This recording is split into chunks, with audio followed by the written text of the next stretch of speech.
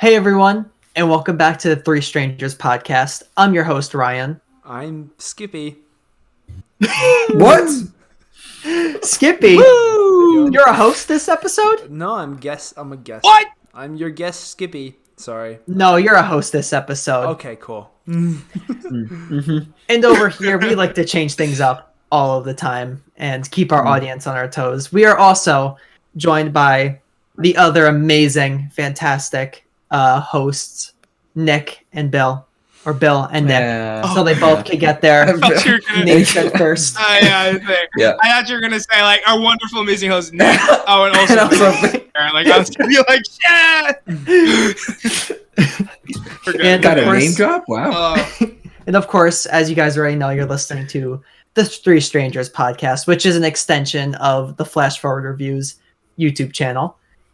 Big shout out to Skippy, who, as he already introduced himself, he is also the audio engineer, and he will be talking to us about what we will be talking about this episode. Yes. But we also have to thank Nick for composing our intro theme, and thank Sam for producing it. And of course, thank Tina for her promoting, and for Nick for his promoting on the Three Strangers podcast Twitter account. Tina, Nick, woo! Woo. Thank you. Woo. All right, boys. So before we talk about our main topic, I kind of wanted to just sideball for like a minute or two. Okay. Okay. So I watched a horror movie right before I came here. I did. You like horror movies? Yeah, when do you like horror movies? I know. What's the channel about?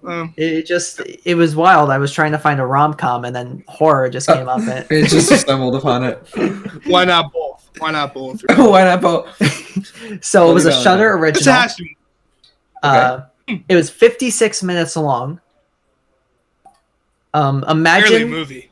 Unfriended, but it's better and actually a good movie. What was it called? I watched Wait. Host. And Host. Oh. yeah, it's called Host. It came out last year, and it's friends over a Zoom call during the pandemic, and they're doing a seance. Ryan, this is literally us, bro. Yeah. You're scaring me, man. Wait. Oh, please tell me to do a seance. No, and the ghost shows up in the Zoom call. No, That's- see, it doesn't do that. That can't be good. It Okay. doesn't create good. its own account like Unfriended. Okay. That's why I said Okay. it's actually good. It has a really interesting concept. I don't know if you want me to go into kind of a little bit of a spoiler territory. Eh, I don't mind. Just keep it out. You're like, We'll nah. just say- Maybe. Ryan, just whisper it to me so that I can hear it. Just So all I'll say That's is true, they sure. have an interesting take on paranormal occurrences and demonic activity.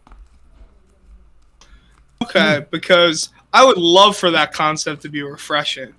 I feel like that hasn't Yeah. that hasn't progressed in years. So Yeah, I mean, I that was sounds fun. surprised- I was Sounds fun. surprised to like it as much as I did. I'll take that as into consideration. Wow. Yeah, Rotten Tomatoes gave it 100%. What? Yeah, definitely does not deserve 100%. okay. But that being said, Okay. it is a pretty good movie. all right. And I the name will of the say, movie is Host. what's the name? Host. Host. Okay. Ghost without the It's a T. Zoom call.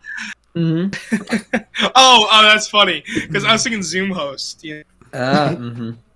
It was very interesting. So, something if you guys want to check out, or if our audience wants to check out and see if they like it. It's very short. First 15 minutes is very, finding out character traits, kind of discovering what we're going to do, stuff like that. And after that moment, it takes off. So, yeah, I just thought I'd mention it because, we're on Discord, but, similar kind of thing that we're talking to each other over, over online. Mm-hmm. Yeah. Yep. Yeah, but all right, let's talk about our actual topic. And, we had to bring our regional Marvel expert to come in and start talking to us, which is Skippy. Oh, okay, cool. I was about to say, We have another I'm no guest. expert. I would have thought it must be Skippy Orion. I'm bringing in our Marvel expert, Robert Downey Jr. I'll get him for the next one.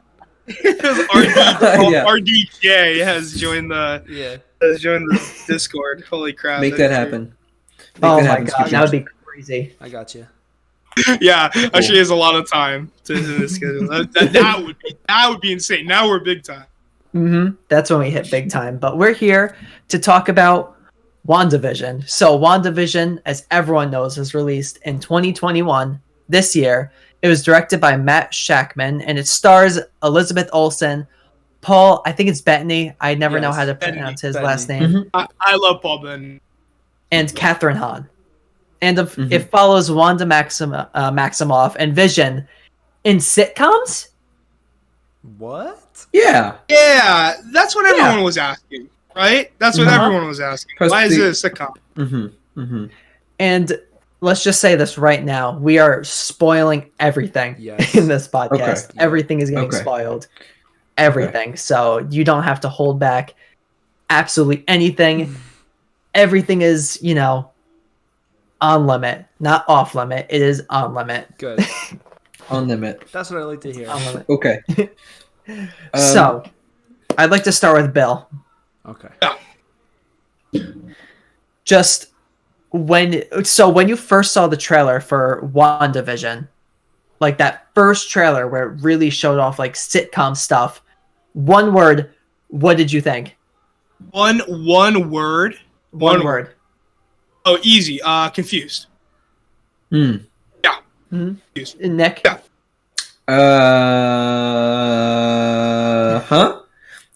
That's the word. There you go. I think that was two. I heard and huh. Yeah, which one is it, Nick? Which one is it, Nick? Yeah. A big huh? Yeah. Cool. That was three words. A big huh. No, okay. So, we're gonna move on. Yeah, Nick, you really suck at this, bro. Damn. Yikes. What about you, Skippy? Excited. Yeah, I think that's a good one. Lame. Oh, that's so wholesome. Okay. I was excited. Well, because we haven't gotten anything Marvel related in like a year. Yeah. Because Black Widow was supposed to come out literally a year ago in March. Yeah. And it never did. It's coming out in May now. Because they love a cash cow, Disney. So they're just waiting for theaters to reopen. But I would have really quick fact. I would have much rather paid for it to see it in a theater rather than pay for it to stream.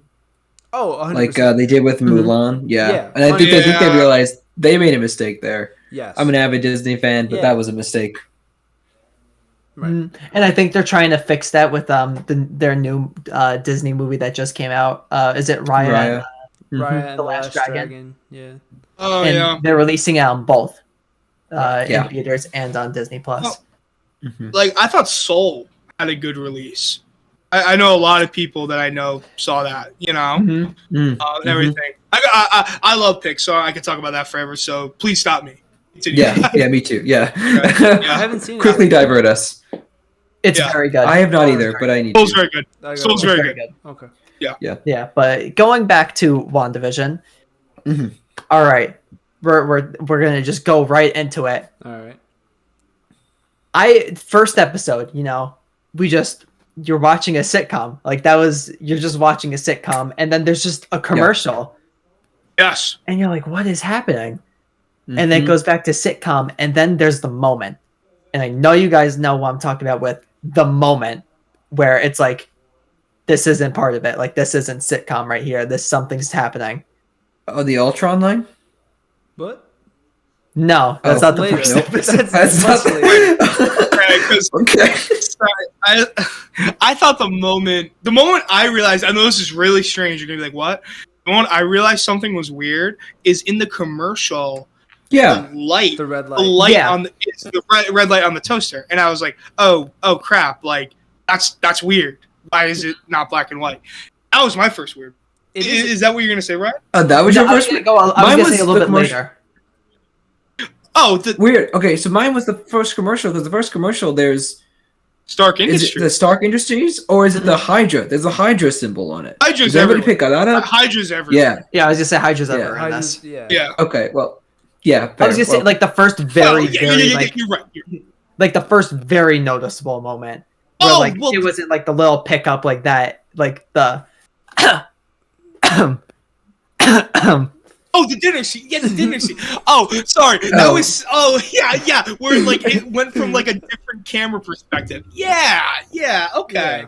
Yeah. And she's like, "Stop it! Stop it!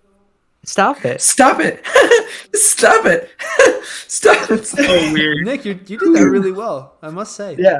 Thank you. I want to ask you guys, like, do those two people ever show up again? Or are they like written out of existence? They were back. You could see them in the backgrounds of different shows. Yeah, like you could see them in the backgrounds of different episodes. Yeah, like the wife was in the second episode. She was part of the audience for the magic show, and she was also seen when it does like the whole like Wanda actually going there for the first time. You can see her like walking on the street, like listening to some music or something. And then she's also there to confront Wanda at the end. She's one of the people. So she shows up 4 times. Sure. I don't know how many times he shows up. He doesn't show up as many times, No. but he's definitely like still in the background. Like you could see him. Yes. So that's a horror moment right there. Like that's something I wanted 100%. to talk about. Like within like us, we're a horror podcast. That moment, just that uneasiness that they created with the shots, like the slight zoom in towards the face to the choking, and then to Vision's kind of back to her zooming in further, like very unsettling. My biggest thing was the like shows like the late 50s, early 60s. They barely knew what they were doing with television. And so they had the whole fixed camera perspective, which if you watch, you'll see that like from room to room, it's just one camera angle and it's just one thing and they're painting back and forth. But in that moment, they zoom in on Wanda and it's like a handheld Steadicam, which was not invented until, Stanley Kubrick, like the early 80s. He really pioneered that. If you know in The Shining when Danny Torrance is on his big wheel. Unicycle? Yeah. Oh, revolutionary technology. Yeah, the big wheel. Like, seriously revolutionary technology. I know that doesn't seem that impressive. Back then, like 1980, that was incredible. Like, what? That's like with Halloween, when they did the shot of like, well, they Halloween took it from Black Christmas, but where it was like outside and it like follows the like the killer around like the house and like looking in and like following where they went. Like that was really, pioneering a trend that would show up in later horror movies. Right. And that moment in WandaVision where it's like that steady cam, we never saw that up to any point in that episode. No. So it was freaky horror element. It felt very Lighthouse-esque to me. That moment. Was it because of the black and white though? That's part of it. It's partly because of the black and white, partly because of just how odd it is. Like it feels like that's fair. Yeah. That's all though. It's odd. You used odd. That's a good word, I think, because I feel like the whole experience was jarring, and then that moment happened, and it was like a very odd shift. Right. It's that let you knew. It's really interesting how they set up the whole thing, though, because you know that there's more to the story. Like, you know that this isn't just how it is. You just don't know why yet. And I think it's really interesting that, like, how they tried to set up these little clues and hints that, like, something wasn't right. Like, this isn't real or something like that, And the fact that he just keeps choking and she just keeps saying, stop it, like a glitch in a simulation makes it... Like you start to put the pieces together as you get further in. my thing that I felt really bad the entire time is that I was asking myself, I'm like, where is this in the Marvel timeline? Apparently, it was pre-established that this was post-Endgame, which presents a really big problem, which of course gets talked about at a lot. Is Vision is dead? He's gone. Yeah. Thanos killed him, literally destroyed him. So I didn't get that. I was like, oh, okay, is this like some like what I thought? I thought it was gonna be a lighthearted, like, oh, what if Wanda and Vision weren't Avengers, and they're also like transported back in time? If I knew it take place after Endgame, I think I would have been like, oh, there's something very sinister here, way earlier. Yeah, I agree. My experience was kind of interesting because, I watched the first, second, and third episode. Third episode is when she has the kids, right? And when she's pregnant and then ends up, she ends up having the kids, but we haven't been like introduced to them. Yes. So there's the line at the end of the episode by the neighbor or the friend. I forget. Agnes? It wasn't the neighbor. Monica, yeah. Okay. She the line, your brother died, Ultron killed your brother, didn't he? Yep. Yeah. And it was at that moment that I realized I hadn't watched Age of Ultron. No way. Well, famously worst Avengers. No, it's really not. Definitely worse than It's really not. Well, of the four? Of the four, I think. It's not the worst Marvel movie. I'm trying to think. I don't know. Yeah, it's not the worst. I was just like saying, like the other three are such quality. I guess. I don't think it's bad. No, it's not a bad movie at all. I mean, everything except Thor: The Dark World is pretty good. Yeah. Everybody craps on Thor: The Dark World. I have to see it. I've never seen it. I haven't seen it because it's crap. I'm not spoiling anything when I say this. There are like 3 like battle scenes or like fighting scenes, and it's the entire time it's just silent. There's like a backtrack and no one talks. I mean, at some points during a battle scene that's okay, but like no one's saying anything to anyone. People just like show up. I don't know. I think something happened in the editing room with that movie. I think something went wrong. I don't think it was intended to be like that. But if it was, then someone was on something. What a failure. It's so funny because like I don't have that as my worst Marvel movie. Like I don't think that's the worst Marvel movie. Whoa, what? Like for me, Incredible Hulk is the worst Marvel movie. I don't even count that. Because wasn't that a Fox thing? No, it's still part of the Marvel universe. There's 2. Yeah, there were 2, and the original was Fox. Yeah, then the Ken Norton. Right? It's Ken Norton who portrays him? Ed Norton. Ed Norton. Which one? Ed Norton. Wait, I'm sorry. Ed Norton of like Fight Club? Yes. I think it's somebody else.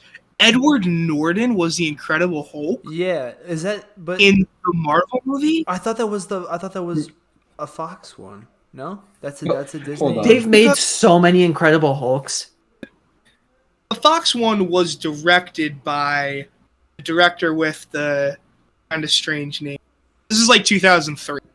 I'm talking. Yeah, I was gonna say the 2003 one is definitely Fox, and that one's pretty good, from my memory. I think it's just called.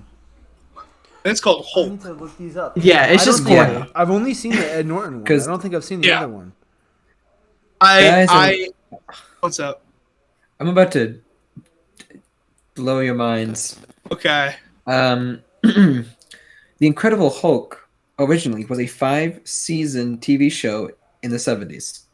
Yeah. Oh, yeah. That one's terrible. Yeah. Wow. It's sorry. It's like dated. It's dated. Yeah. No, it's dated. Yeah. Oh, but the Incredible Hulk is also the name of the Marvel. I have it. Hold on. I'm getting the desk right now. It was like the second one ever made. It was after Iron Man, right? Yeah, and Robert Downey Jr. is in it. Is he really? That's really weird. As like He's a at the cameo. end of the movie. He's in the post-credit scene. Oh. Okay. I'm getting I've the heard thing. Oh, yeah, you'll get it. So it is a Marvel. So that is a Marvel owned movie. Like that or not a Marvel owned because it's a Marvel Studios Disney owned movie. Like it Right. wasn't. Right. Oh, that's terrible. And that's Edward Norton. Yeah. Edward Norton is Bruce Banner. Yes, in that one. Wait, I heard about this. I And heard Liv about Tyler's this in because everybody really Liv Tyler's. Yeah. Really? Okay. Yeah. That's so weird. Because my thing is that I remember everybody was like, because you guys know how I feel about Mark Ruffalo and his connections to my home area. Yep. But I will say I think he does good as Bruce Banner. I'm not surprised that Edward Norton, because Edward Norton is a fantastic actor. Oh, he's like pretty much. Great. I heard he's hard to work with. I can believe it. Like, very talented people tend to be like that. But like, my thing is, I can't imagine him. Mm-hmm. That is just so out of his wheelhouse. It's a very strange movie. Yeah. Like when you're watching it, it's definitely the worst Marvel movie. But like, it's not terrible. Like, it's not as bad as people will say it is, but it is the worst Marvel movie. It's just forgettable. Yes. It's pretty linear too. Mm-hmm. It's nothing too complex. Like once it happens, like okay, it's Hulk and anger issues, and he destroys all this stuff. And he's exactly. Which reminds me, so is WandaVision. It's really linear at the end. Yeah. I gotta say, I'll come out. I'm sure we'll get into it.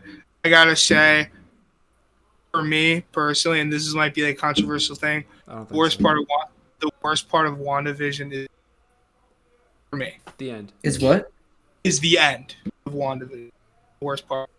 It left me feeling very unsatisfied. But we'll totally get to that. Yeah, but is that in a way the point? Is what I'll kind of bring up. I don't think it was. I mean, if the point is to get everyone hyped for the solo Scarlet Witch movie, which, by the way, I never realized that she wasn't called the Scarlet Witch. She was just Wanda until Maximoff. this movie. Until this movie, Mm-hmm. I didn't realize that. Well, until the show, yeah. The show, right. Oh, sorry. Until the conclusion of the show. Sorry. The quality of the show makes me feel like it's like a movie. I guess it's a miniseries. Yeah, that's fair. It's a miniseries. Yeah, right. Yeah. But, yeah. So kind of we'll fast forward a little bit. Sure. Mm-hmm. We have the second episode, same thing, but some more weird occurrences start happening. There's a radio. I loved it. I love the 60s episode. That one's so good. That's what it. Yeah, I feel like the second episode. I mean, yeah, we want to move on, but the second episode is definitely the comedic expertise in Marvel was just shined. Oh, in the second episode, I realized like, wow, this is a Marvel show, and it's really making me funny. It's like making me laugh so much. The magic show was so funny.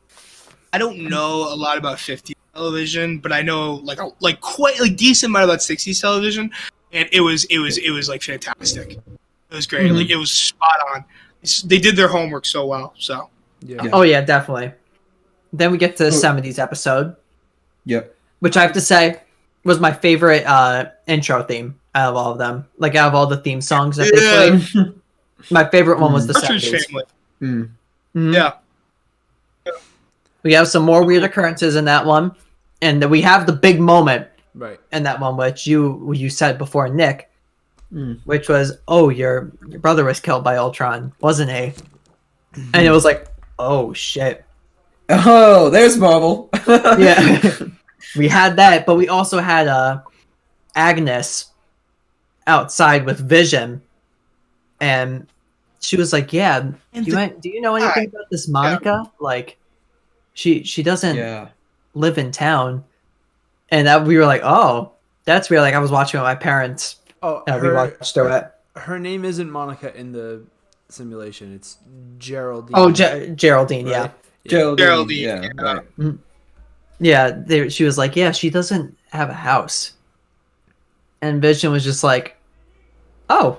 Like, He was like, okay. Like, You mean she homeless and she looks that good? and then, he walks in and she's not there anymore.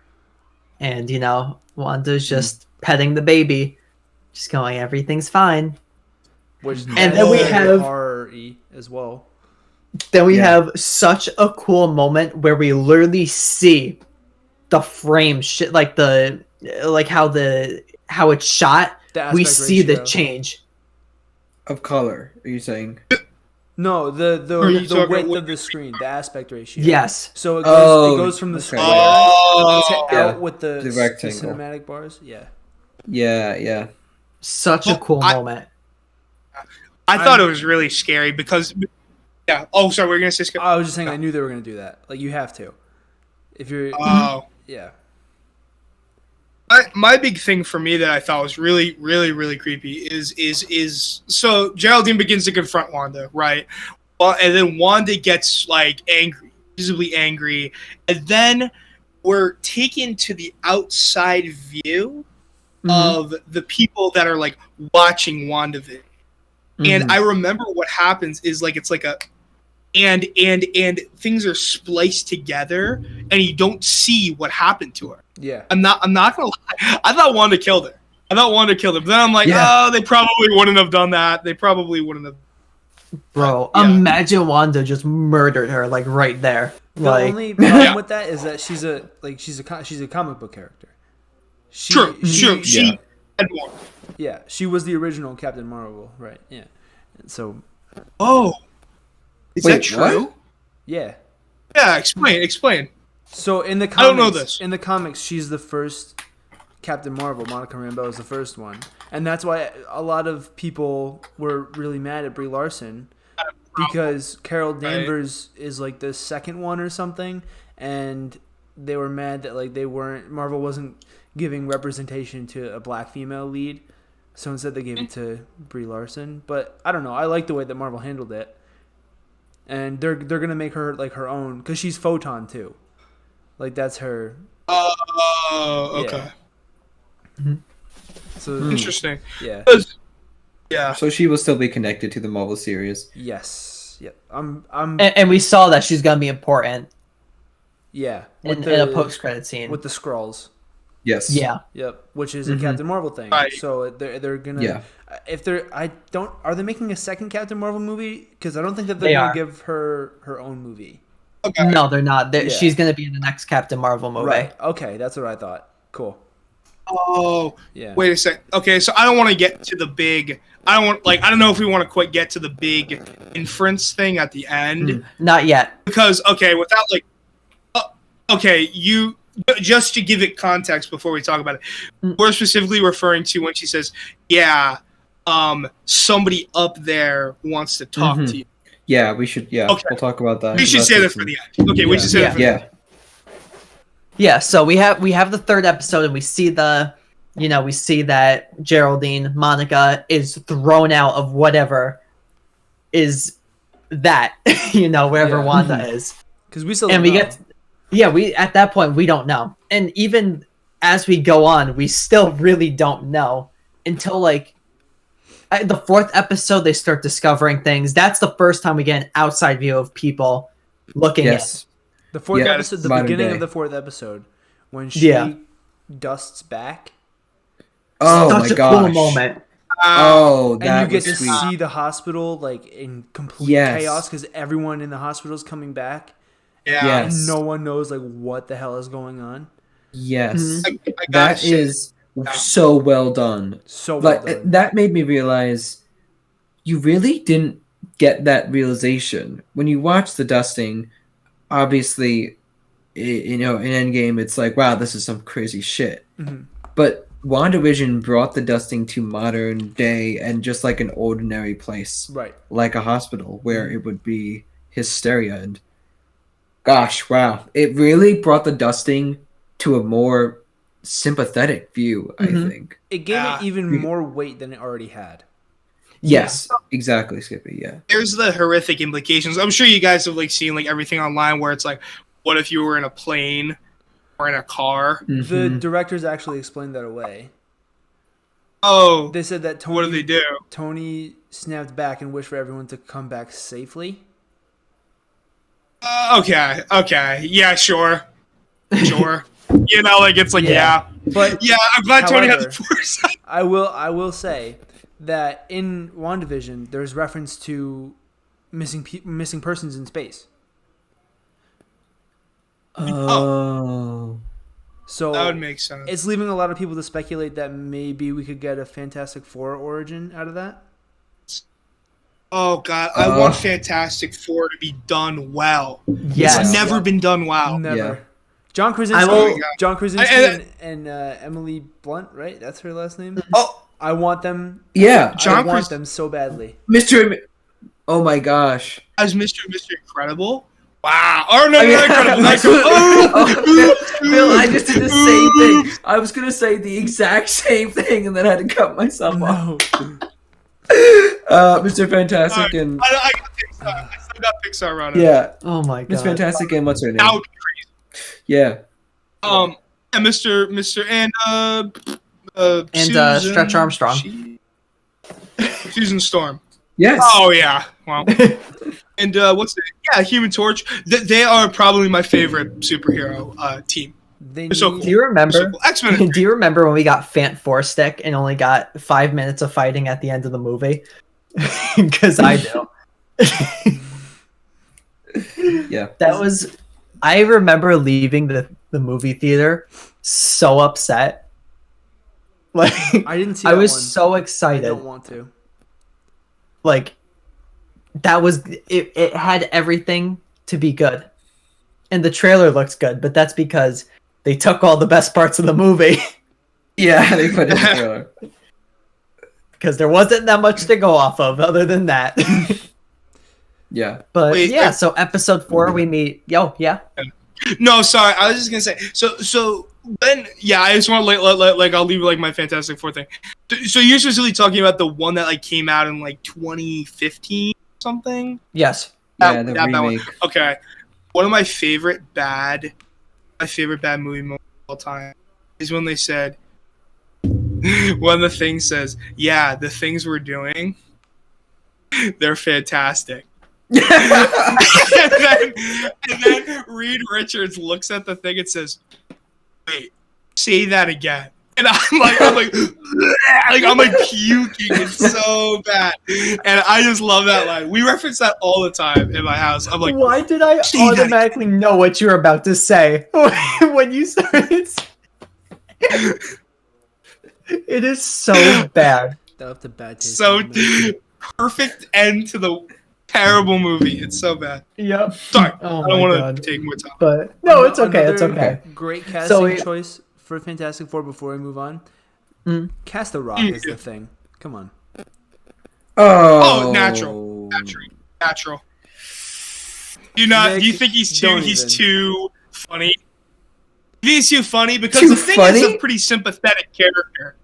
Because The Rock is like a funny actor. I think of him and I think of Yes, comedy. he is in a lot of comedies. But the Thing is like tragic. Like, the Thing is like I'm like a monster. You know? Yeah. You know? No. But, What if we had Kevin this is- Hart as the Thing? yeah, perfect. It won, Ryan. There we It go. won. There we go. I could see like Bruce Willis or somebody. Oh. Somebody. It helps if you're naturally bald. I feel like, Yeah. I don't know. Well, The Rock I is don't know. It just naturally works. bald. It just true, but I don't know. The Rock is like I don't know. Like it's like the thing. Like what were you gonna say? Sorry. I'm just saying the Rock. That like the thing. Like it makes sense to me. It just makes sense. The to me. dirt thing, Rock. It's clobbering time. I could imagine The Rock saying it's clobbering time. That could be fun. You're onto something. Just pitch his voice down like 1 octave, and there you go. It's clobbering time. God. And then he can do like his special like rock move, his wrestler move, on someone. Yeah, right. You know? Yeah. Just some rock callbacks. Vin Diesel. Vin Diesel. That's who. Diesel would be a good. That's who my mind went to. Actually, that I think would be another would good actually be contender. really He'd be pretty good too. Mm-hmm. And who for Human Torch? No, I don't have one picked out for that. Unknown. Oh. Do an unknown. Unknown. So, All right. Well, I guarantee you. Will Smith. Oh God, perfect. Will Smith could do anything. He really can. Will Smith could be anybody. I believe him as Mr. Fantastic. I could believe him. Yeah, no, not a problem. You know? Yeah. Mm-hmm. Will Smith. We weird. casted it. What's the thing? What's the dynamic with? So yeah, maybe we're spending too much time on that. Like, Fantastic Four. Is Mr. Fantastic and Sue Storm, are they brother and they're married? No, because they're together. They're together. No, the human torch Is and Sue his brother, his sister. Sue Storm and Johnny Storm. Mm-hmm. Yes. Yeah. Okay. They're brother and sister. Yeah, I really had that mixed up. And I really Mr. had that mixed up Fantastic first. And Sue are married. That's why I think John Krasinski and Emily Blunt would work out so well, because they are married. Yeah, that would be really good. IRL. That would be good. Yeah. Well, and in the horror movie realm, sort of a sidebar, but horror movie now, they might be the chemistry between them two might be the best thing about A Quiet Place. Mm-hmm. Say what you will about The Quiet Place, I think it was whatever, underwhelming, but the acting between them two, great, so great. Best part of the movie, easily. Yeah. So anyway, going back to WandaVision, we're introduced to a lot of familiar faces, but not in the fact of like main characters. We have a lot of supporting characters who get their chance to shine. I was gonna say my guy Jimmy Woo. I was so happy when I saw him because I was like, Ant-Man and the Wasp. Okay, I just want to say, James Woo. I don't know. Okay, so James Woo for me and everything he's in is James Woo, right? Yeah. Like he's always kind of like the same character. And it's a great character. Like I know, there's a movie that came out recently where he's a romantic lead, and I cannot imagine the one where he's like 40 something and they're like rekindling like an old flame. It's making the rounds on that. But.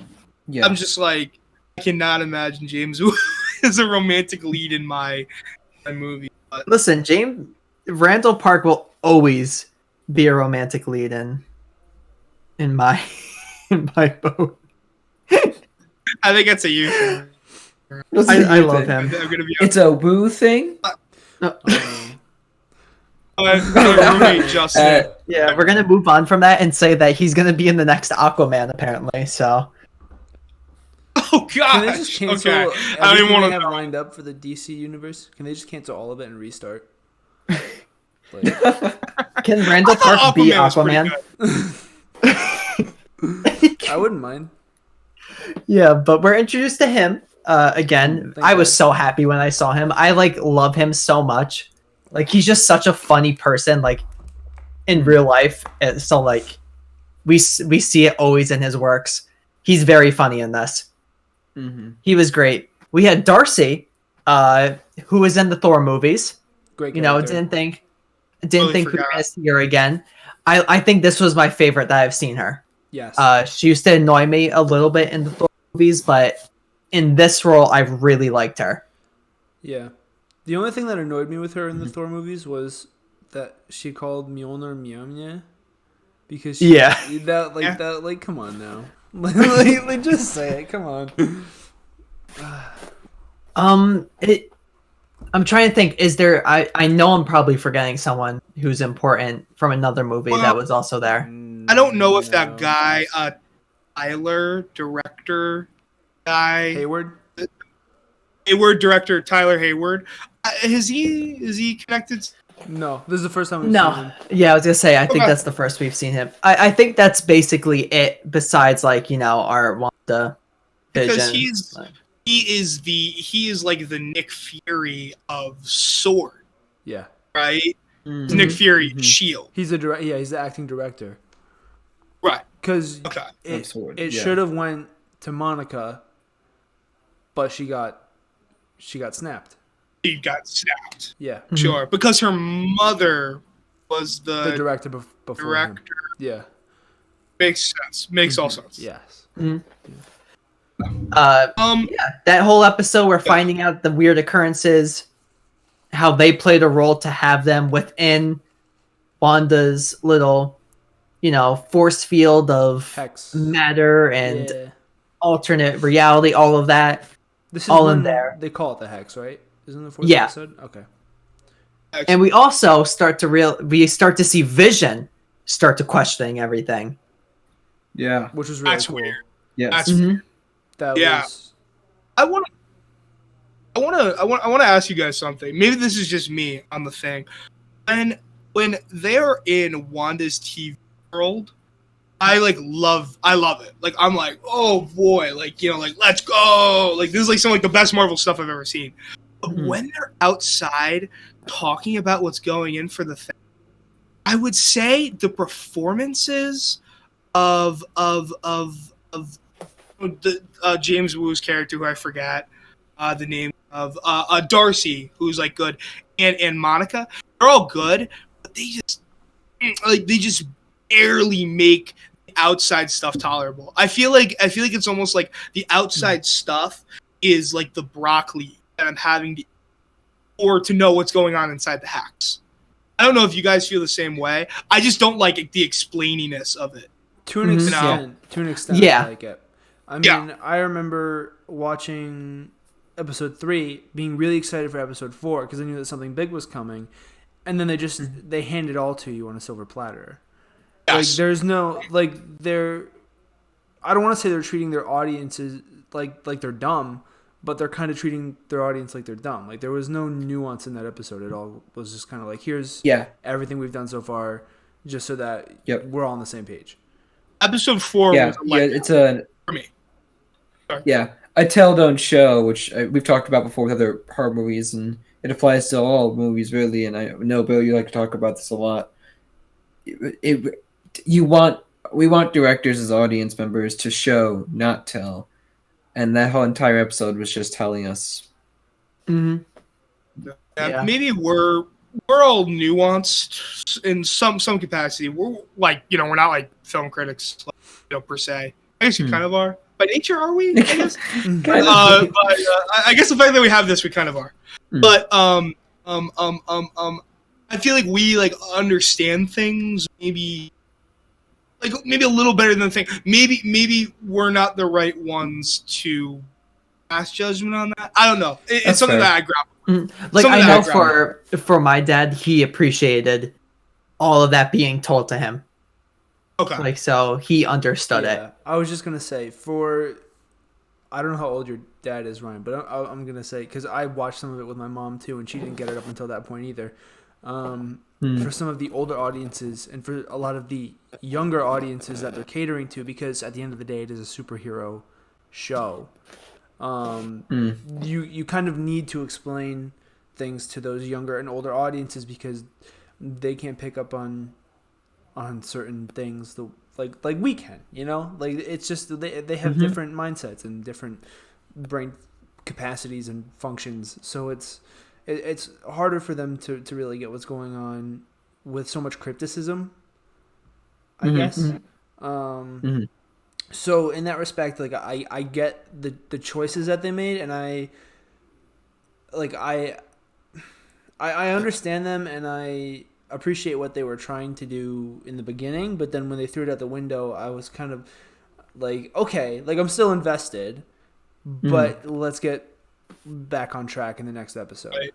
Let's get to the 80s episode. Right. Yeah. That's what I was expecting. So. So before we get to the 80s episode, we are going to take a quick little break. All right. And we are back. I hope you enjoyed that little sponsor break. But before we continue to the 80s, Skippy did have something that he wanted to say. So relating back to what Bill said earlier about let's get back to the 80s episode, throughout the entirety of episode 4, I was kind of expecting it to cut halfway through back into the hex, but it just never did. The entire episode took place in the outside world, and that was a little disjarring for me because I felt like to keep the pacing going, they should have inserted that bit probably like right after they wrapped up Monica going into it or something like that. You know what I mean? Mm-hmm. Yeah. Mm. Yeah. Mm-hmm. I agree, because we get to the 80s, and that's when we see the Vision really start questioning everything. Decisions that are being made, like at the beginning when Wanda just opens the door using her powers for Agnes. He was like, Wanda, you just used your powers in front of someone. Like, we talked about this. And she's like, oh, it's fine. And he's like, we're usually on the same page, but like right now, I can't read you. Yeah. And like stuff like that was happening, and you could see that she was trying to like make it so like he wouldn't do stuff like that. Like she would like cut the TV like on the Wandavision end of it, of like people watching it, but we could see he was questioning stuff. And even Agnes, when in the beginning she was like, oh, I messed up my line, should I start from the top? Yeah. That was weird. That was I think as actors, like, it's such a different perspective that we get at that single moment, because we never do that. Yeah, you never. You just never break character, and like to see that happen, to see that acted out, to have it appear as an acting mistake, was a very very meta, I guess. Very jarring. Very jarring. Yeah. And that's I think that's the best word to describe the 5th episode, just jarring. All of those different moments, until we get to my absolute favorite moment of the show, which was when they have their fight at the end of the episode. And like you could tell she's trying to like brush him off, and she ends it by like having the credits roll, and he's still like going after her, and they start fighting. And I love that moment, because he's like, you can't control me like you control them, and she's like, oh, can I? And then it's like, the credits rolling. Oh, like, this is crazy. That was a great moment. One of the best in the show. That episode it's really cool how, because up to that point, Wanda didn't really know that she was the one doing all this. Like she was kind of in the same boat as us. She was trying to figure out things as she went along, but I think she started to realize once she heard that transmission from Jimmy Woo in episode 2, and all just like the weird occurrences that kept happening, and she would just be like, no, like everything needs to go, like Vision, help him, and then Vision would go and help him. She started to put 2 and 2 together and was like, maybe I like control all this. Like maybe this is all from me. And it's really cool to see like how that impacted her and Vision's relationship when he started to figure it out too. So my thing is, like, the 80s, everything starts to go to shit there, because you have it's like nothing, like nothing, like even by the far stretch of like normalcy, nothing is normal. Like she's like doing her magic powers in front of people, in front of Agnes, which is especially weird. Like we'll get later, and then the freaking kids aging, age up. That's not normal. That's not normal. How could you this is reality? I thought because of all that, like Wanda actually had, and maybe you can inform us more, Nick. Like a mental, like she like had become almost like disjointed from reality. Because like those things could never happen, like unless you were like, oh well, actually she knew she had magic powers. That was always a premise on the show. But the fact that her kids are magical, like, and they can grow is weird. It doesn't make any sense. And it seemed that she had suddenly disassociated, and she was viewing the show as the audience was, which would be kind of like a disassociation. And she realized that maybe she wasn't in full control. But she had to keep calm and make it seem like she was in control. Right. And that conflict became so thrilling, I think, to me. Because just watching her mentally collapse, that was where the acting was shined, and then also just actually like developing Wanda truly started to happen. Mm-hmm. And I think it all comes to a head by the end of the episode where we see Pietro, but it's not the one that we know. And Darcy goes, it's Darcy, right? Where she's like, she recasted her brother? He's Fonzie. He's Happy Days. It's so weird. It's so weird. Oh, but I like how they tread on it. How they're like later on when they kind of explain it, which I guess I'll explain it later on there. But yeah, it's the actor who's portraying Pietro now is the one who portrayed him in X-Men, Evan Peters. in, like the X-Men movies. Yeah, Mm-hmm. Right. you know, This is not the one, you know. person who was in. Yeah, Right. And they, so I mean, people went crazy when this happened. Because they were like, oh, he's from the multiverse. Like, they're tying in all the X-Men movies and everything. And everybody freaked out. That is kind of cool. That is kind of cool. Everyone freaked out. And I'll wait to finish that thought. But Yeah, I have a question for when we talk about Quicksilver later. yeah. Mhm. Yeah. Okay. yeah, so we continue on to now we're up to the 90s. Yes. And we're up to a Halloween episode. Woo! We're a horror podcast. Halloween. Everyone was so excited about that episode because it was the one that the trailers showed the most of. Yeah.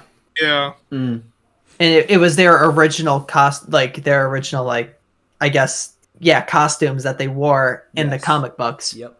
What Vision and Wanda wore. Yes. And, you know, we see still the tension. You know, all the tension between Wanda and Vision, where he's like, I'm gonna walk around a little bit. You know, I'm gonna see what the patrol is doing. Mm-hmm. And really, he's just like, peace. quick like thing before we get on to the thing. Obviously, the '90s intro was Malcolm in the Middle. Like, if you guys have ever seen Malcolm in the Middle, it was a thing.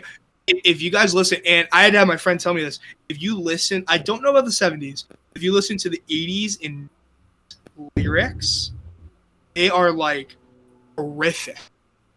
Like, I know in the 90s when it's like keep hanging on to this reality, hanging on until it all collapses. Like it's like literally referencing like what's like going on in the thing. But because it's very upbeat and like good, but yeah, the lyrics are like complete reference to the if you like, listen in the beginning when they do the recaps, each episode, Elizabeth Olsen goes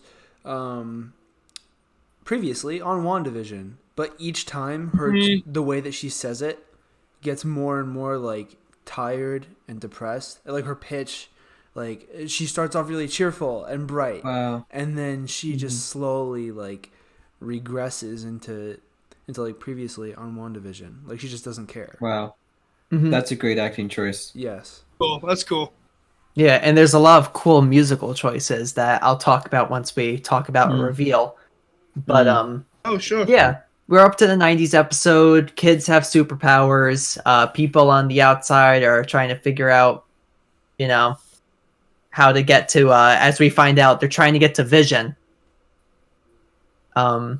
And they basically are like, actually, Wu, Darcy, and Monica, we don't like you, so we're gonna have you arrested for nudity. So they arrest them. For being too smart. Wait, what are you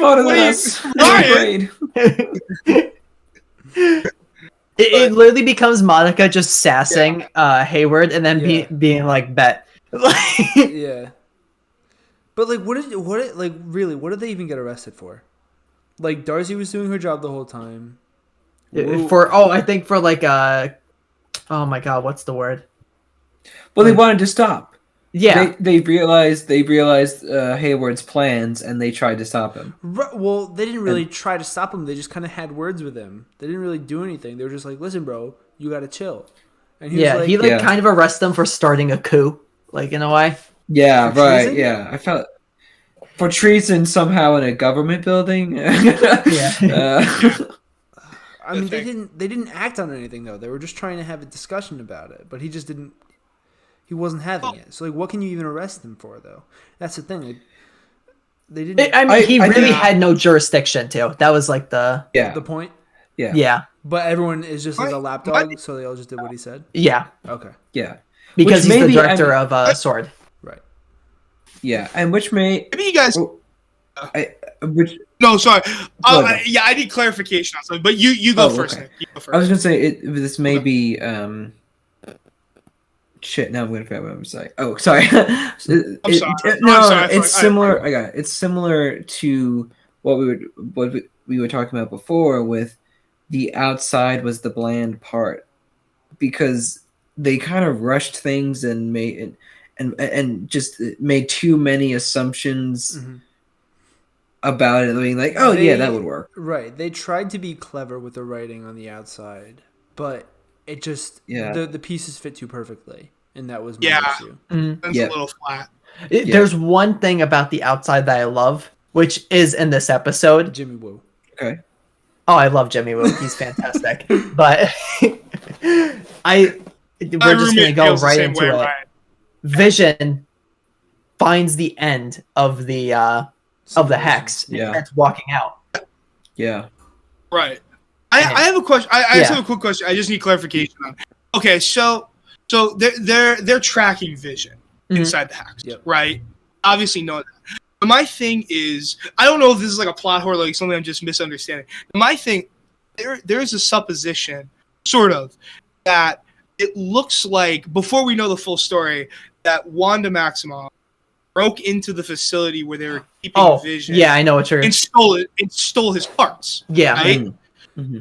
But we find out later on that she actually just created Vision using magic. Mm-hmm. Yeah. And it's sort of referenced in the end of the 70s episode when we see dead Vision. Yep. Right? Mm-hmm. Like he like appears dead for a second. So my thing is like I don't quite. I think even Hayward says, yeah, that's like $3 billion worth of the Wakandan metal. Vibranium. He lied. Vibranium out there. And then I was like, okay, so he lied about that. So he was lying. That was a lie. Yeah. So I watched the whole series twice, and you don't necessarily pick up on a whole bunch after you watch it. You just kind of go into it with the knowledge that you know everything already. But so I paid more attention to the scene where he shows Monica the video of Wanda breaking in. But all it is that scene of her breaking the glass and then landing down, and then it cuts. So she never actually touches him. She never picks him up or anything. He just lied to Monica to get her to be more on his side. So he had because he had all this stuff he knows editing technology, right? But so he lied. Right. That was that whole thing. But so Vision gets to the end of the hex and starts walking out. It's like falling apart. The kids come. They're like, "Yo, mama, Vision, he's dying." Mama. And yo, mama, he dead. Yeah.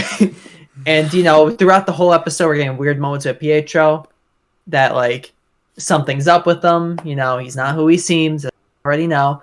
And he ends up saying something like, "Oh, you're gonna let him die twice" or something. Yeah. Yeah. Which is she ends up she crumples him twice. Yeah. Yeah. She ends up crumpling Pietro. Whatever. You realize in that moment that he is not her creation, right? Yeah. Right. You realize that. Yeah. Okay. That's where it like started to click a little. But that's also part of the reason why people thought that he was from the multiverse, and that's why this was happening, because she couldn't control him, therefore he wasn't part of her initial reaction things. The initial hex, he wasn't a part of it, therefore people were like, oh well, he got there through like a multiverse portal, and then like there was a whole bunch of theories, and then they all turned out to be wrong. So but by the end of the episode, we see Wanda expands the hex. Yeah, that was neat. Yeah, that was awesome. That was probably the best scene outside of it. That's when they're like go. Yeah. So and Darcy just like, oh, Goes in. Very clever Marvel as One always. thing I will say, there was one really corny part where it was like 2 guards running, and then they turned into clowns. But the way that they're running is like, it's like they just got these guys off the street and were like fake running. Right. Yes. Yeah. And then they were like yeah, you're right. Yeah. And then we get to my favorite episode out of all the episodes. Episode 7.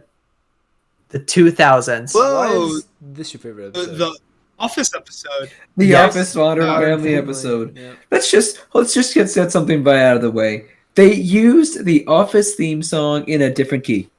That's what it was. It was the Office theme song. Nick, we're going to talk about that in a little bit. Oh, sorry. It's okay. It's okay. No, I'm glad that you mentioned it.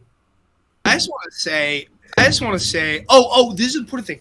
I think episodes 7, 8, and 9 are filmed after COVID, or after the beginning of.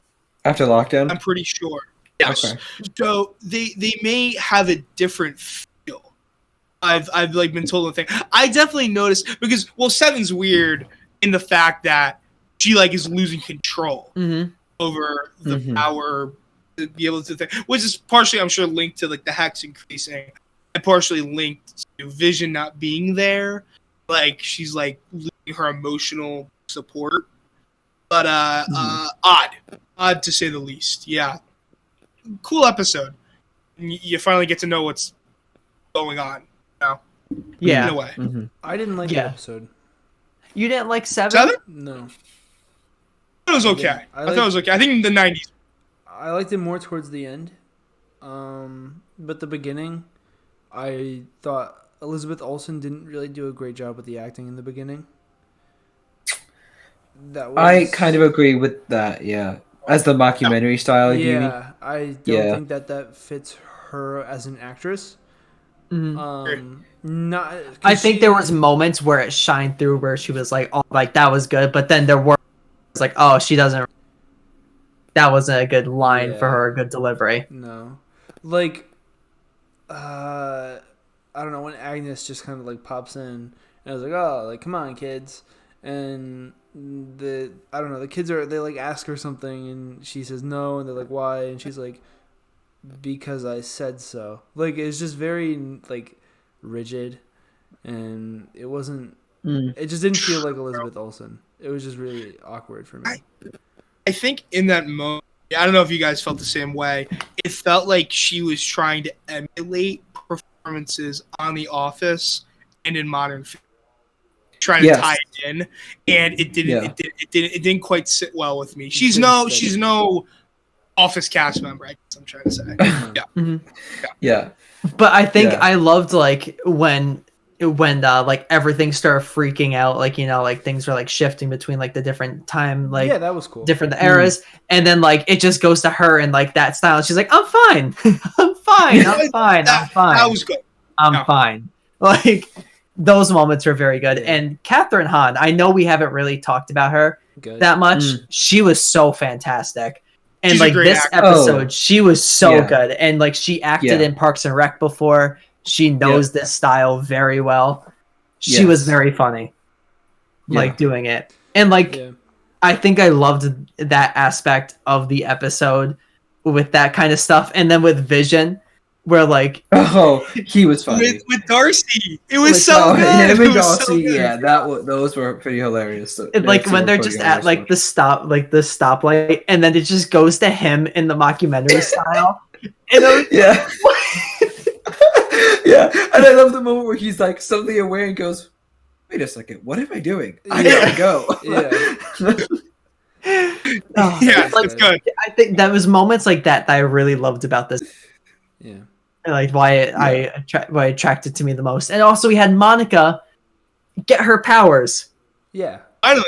Well, actually, I think she had powers before. Well, like fully, like you realize that she has powers now. I guess, yeah. But if you go back to the hospital scene, when she goes to talk to the lady behind the desk, the nurse behind the desk, She just like nudges a guy, and he falls to the ground immediately. Like she doesn't push him, she doesn't run into him. She's just walking and like touches him, and he. So I don't know. I definitely think that she had powers beforehand. There was a whole thing that like it's like Monica, it's changing. Mm-hmm. And it wasn't that her DNA was getting changed because of the thing. It's because she had latent superpower, right? Yeah. It also, her X-ray didn't come back. She had like nothing in her X-ray, but that's because Photon, the character, is made up of radioactive, or she is radiation or something, and she can see she can see the flow of energy.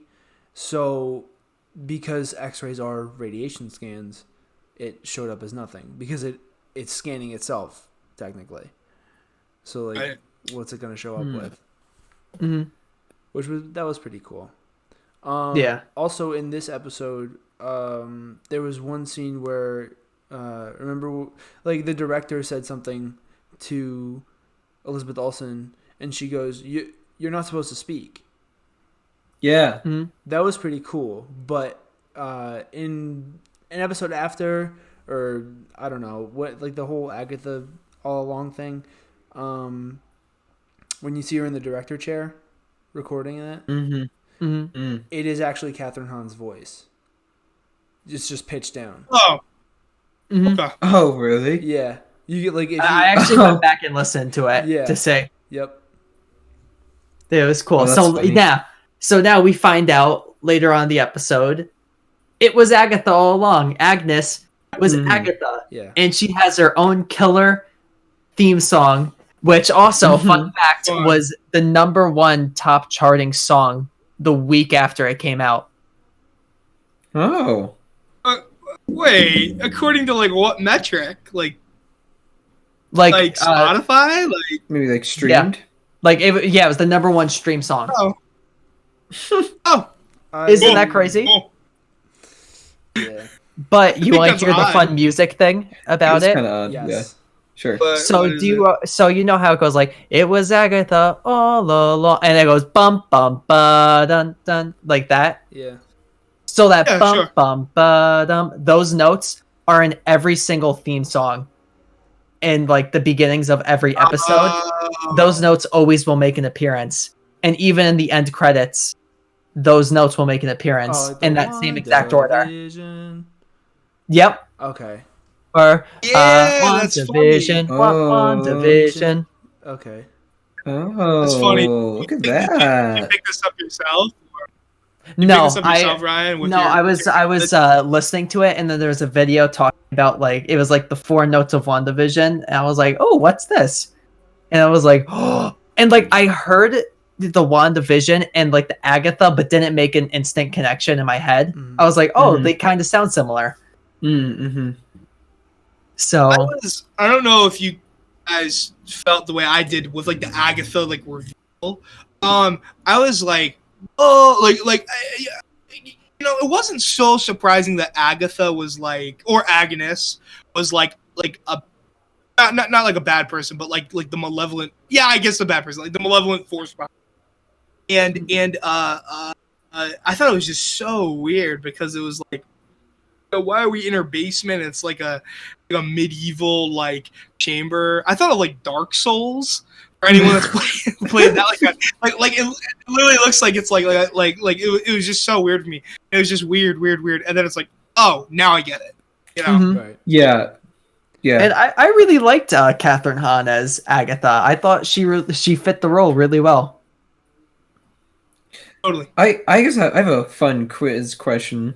Can you guys tell me what horror movie Catherine Hahn has been in? Shit, if I know. I should know, but no way. You took a Say guess. it.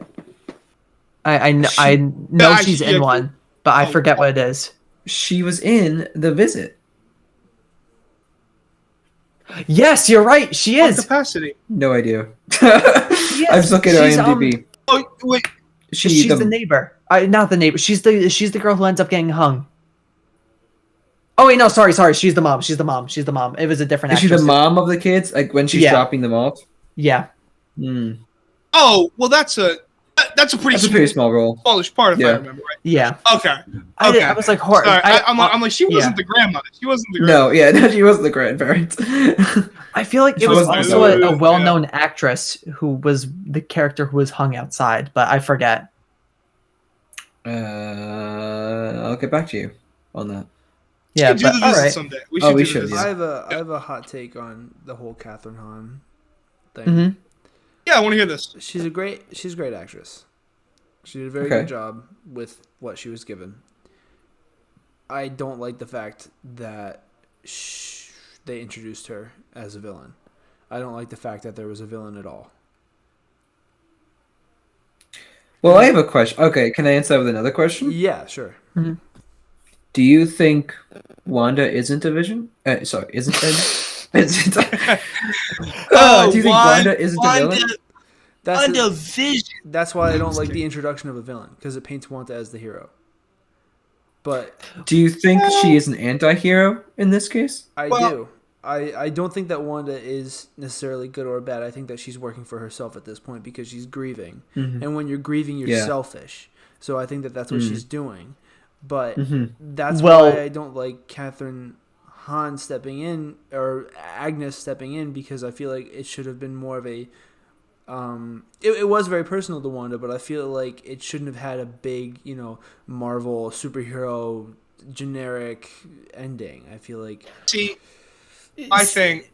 You go, Ryan. Well, I was going to say, like, don't you think then Catherine Hahn's character is also an anti-hero, because she's like, we've been told we have to kill the Scarlet Witch. Like, that's, I'm a witch. It's important to do that, but also I want power. Right. They're both very gray characters. They're not black and white. They're not good nor bad. I mean, Catherine Hahn, or I'm just gonna call her Agnes or Agatha. Yeah.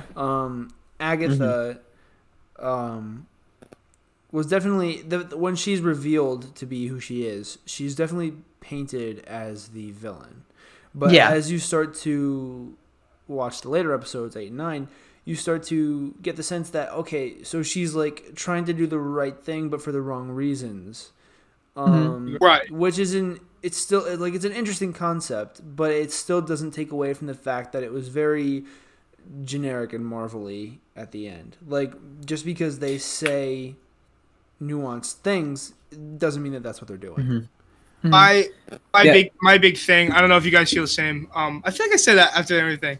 I always like to preface everything with, "This is just my opinion." I actually like just like a little background. Like I used to do radio at my college, and you're always told to say, "This is just my opinion," because things that you say on air can be held against.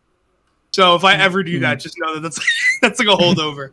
Okay. The thing is, I think Agatha needed to be there, and I think she needed to be the villain, because in thematics, in like thematically interesting television, I'm sure like you know what I'm getting at, Ryan. Like it's not good TV for Wanda to realize that she was the all along and have that be the end.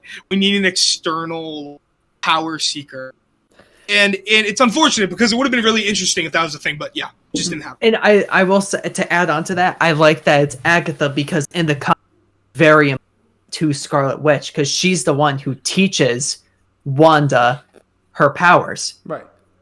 So I like that she's introduced, and that I like that she. They kind of mention it later on at the end that that Wanda will probably go back to her for help if she ever needs to learn more. Yeah, and I do like, I don't have a problem that they introduced her as a character. I don't know. There's just something that rubs me the wrong way about how her introduction and the whole Agatha arc was handled. I can't exactly pinpoint it, but there's just something that I think could have been done better. I understand that. I think I kind of agree with you, Skippy. It's a sharp turn for the whole series. Yeah, and it's a dark turn. Like it's the dark turn, but it doesn't feel like it belongs. It doesn't feel like it connected. No, not at all. It felt like it jumped roads and jumped directions and then took your characters with it. Mm-hmm. I thought what was really interesting is, first of all, the aspect of two witches, and that there was a lot of theories that thought like there were references to the Wizard of Oz series because of starting with the glowing silhouette that Wanda sees, thinking that she became Glinda. She became the good witch. If not Glinda, then she became the future or previous good witch. And I thought that was a silly theory. But then there's a shot in one of the episodes during the fight scenes where Agatha gets crushed and you just see her two legs under it wearing black slippers. And I thought it was very like, this is very, very much like Wicked or Wizard of Oz or The Wiz, what have you. And I didn't want it to be. I want it to be left alone because it doesn't seem like that should be a collaboration. And then it didn't go that way.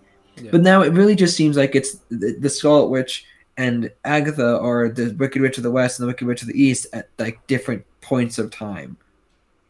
I don't know.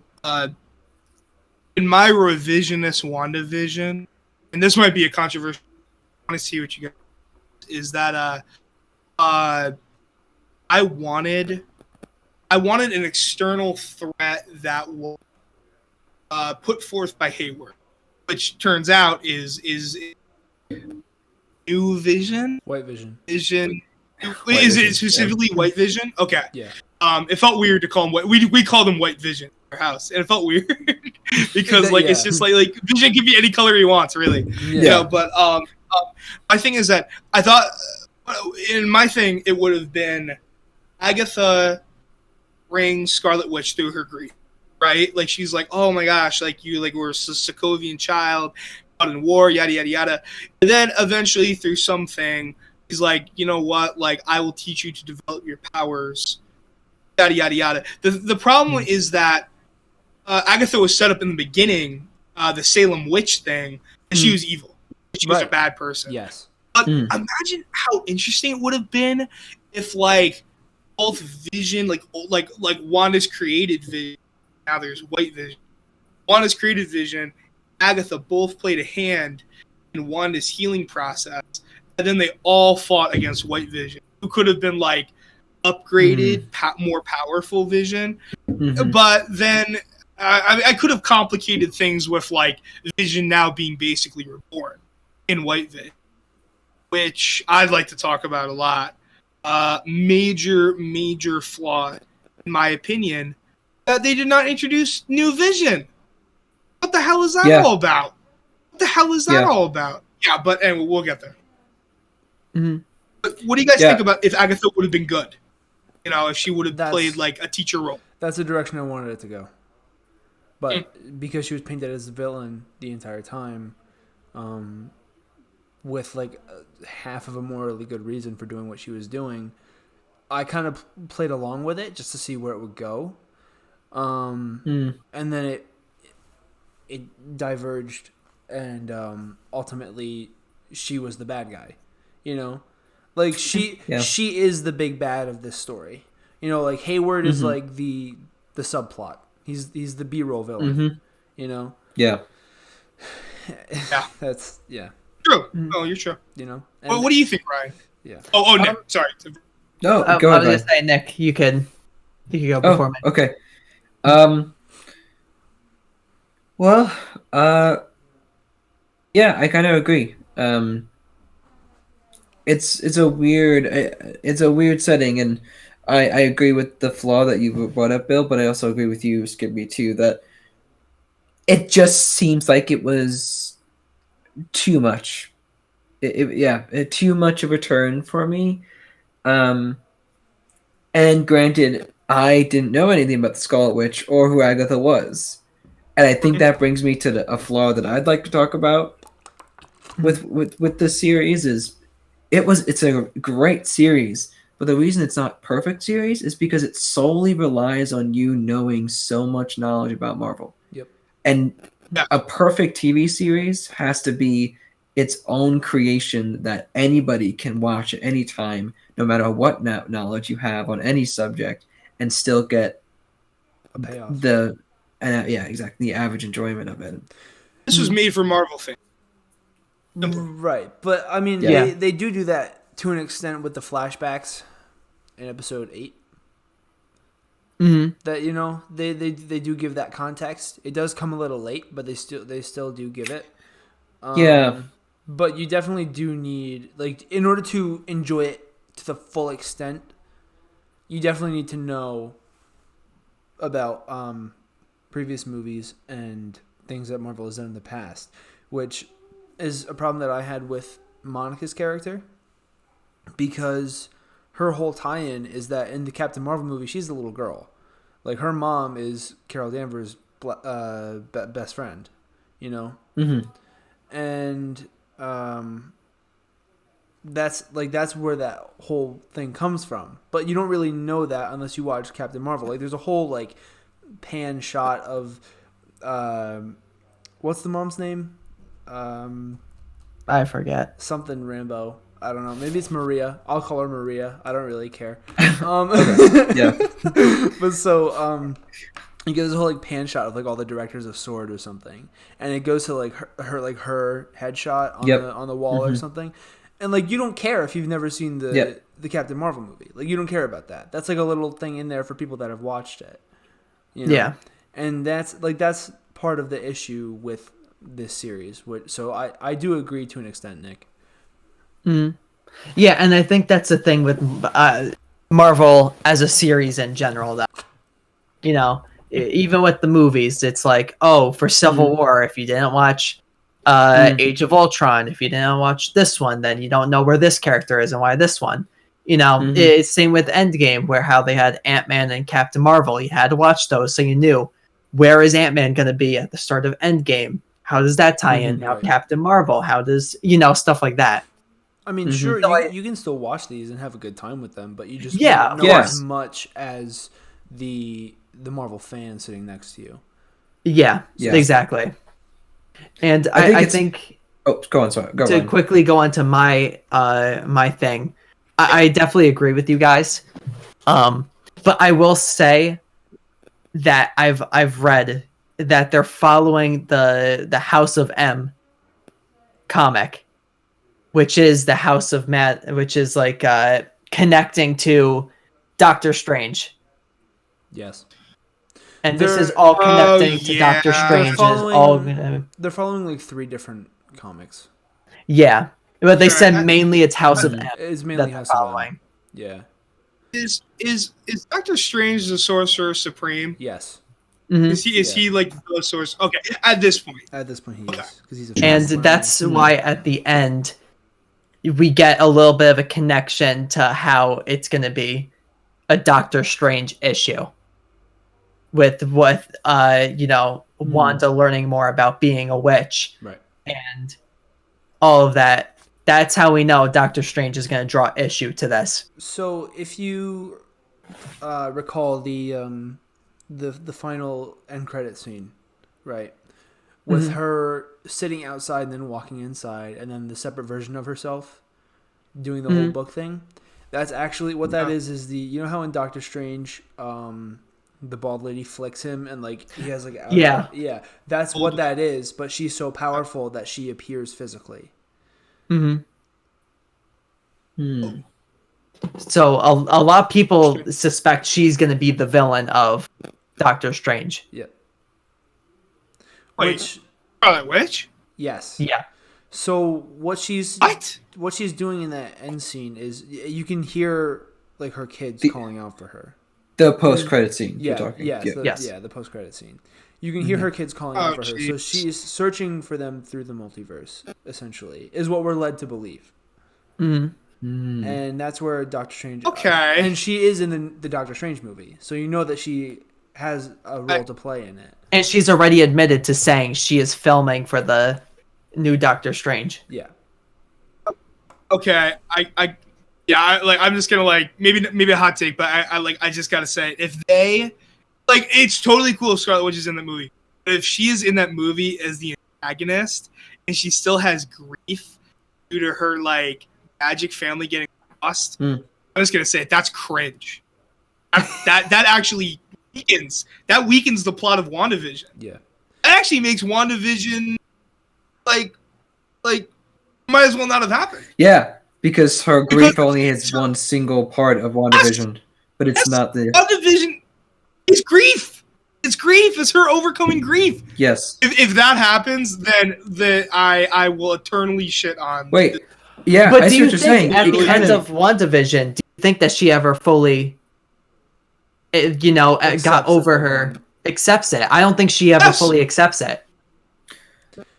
She's like goodbye kids, like I'll miss you, and then she has her thing with Vision. Yeah, but Vision's coming back.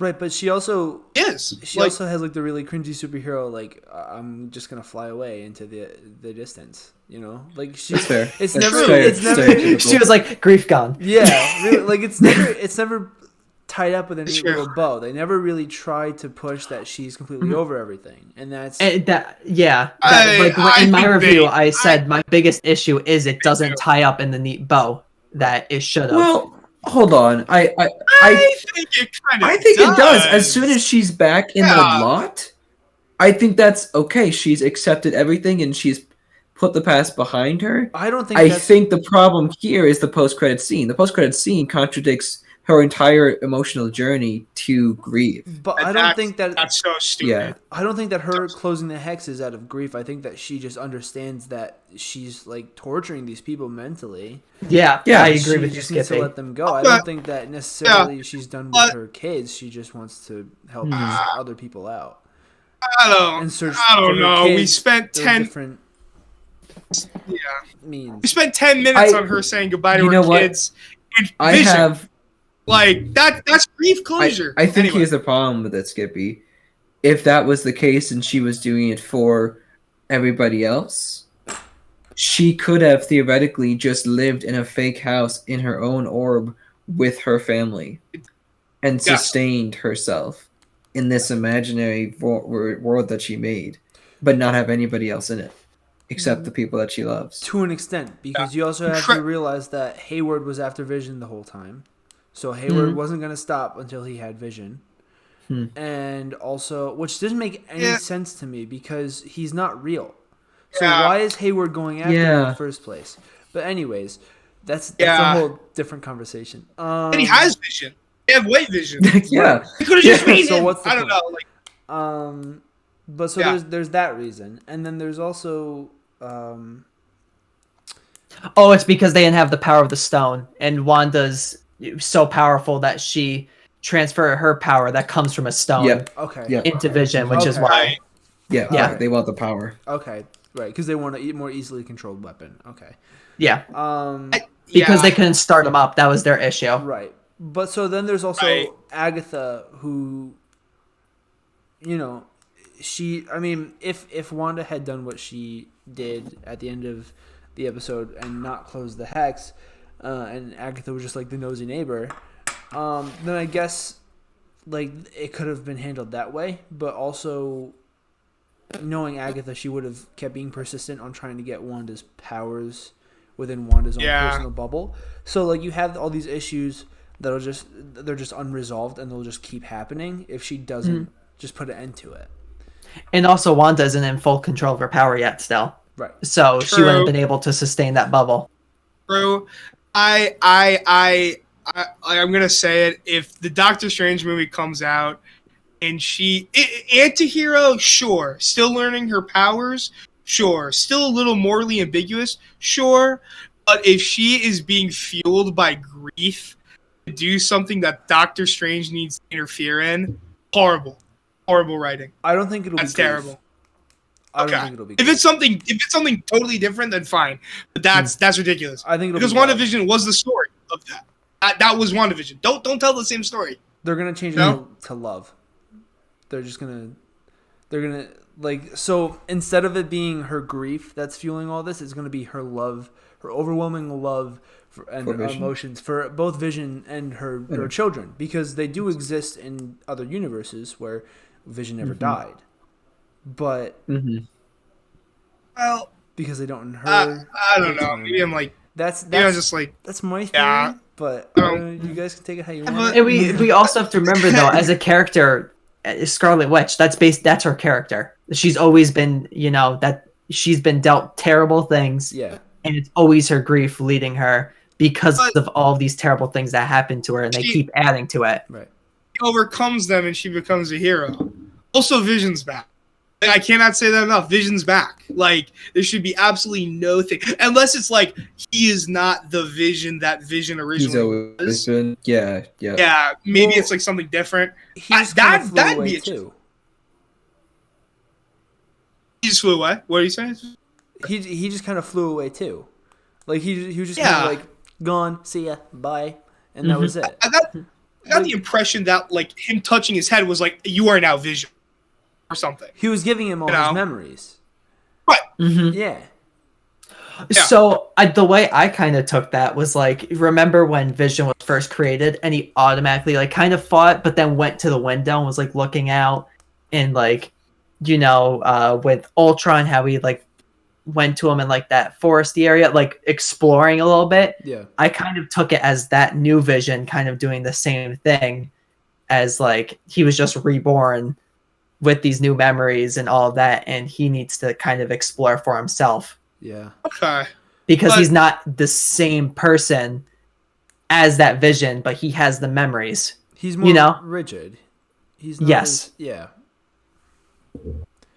There's a very existential moment there to me, and this is a little bit of a deep dive for the end of the episode as we draw near. Mm-hmm. But that moment where Vision's passing off his memories to the new Vision, to me it's very interesting that like he's giving life to Vision because he's on the brink of death, and so what's left of his life are just his memories, and he's breathed that life into a new form of him. So are we just the memories that we have?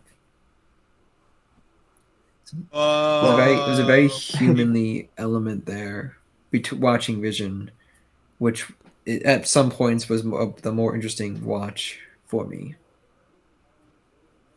I love Vision. I'm just gonna go ahead and say it. I think he's such a good character. One of my favorite. Yeah, it's a great question that you position. Like, I don't know. I don't know how they play it. I guess if they're sticking to that storyline, House of M, then we'll probably get that Vision. Right. Mm-hmm. If there is a Vision in that. Who knows? Well, we'll have to wait. And see. Yeah. Oh, before we get into the end, I want to talk something with you guys real quick. So yeah. Monica gets held hostage by Quicksilver, Pietro, right? Except it's not Pietro at all in any capacity. No. Nope. Is Ralph, who is Agnes's husband. Yes. That she always talks about. Like, I can't get Ralph to do anything. Yeah. Mm-hmm. Really just her, like, servant, right? But is that guy, because it was Ralph Boner, which is, like, ridiculous. But it's a callback to a sitcom that the director worked on before. Oh, it's a reference? Yeah. Great. Not the first name, just the last name.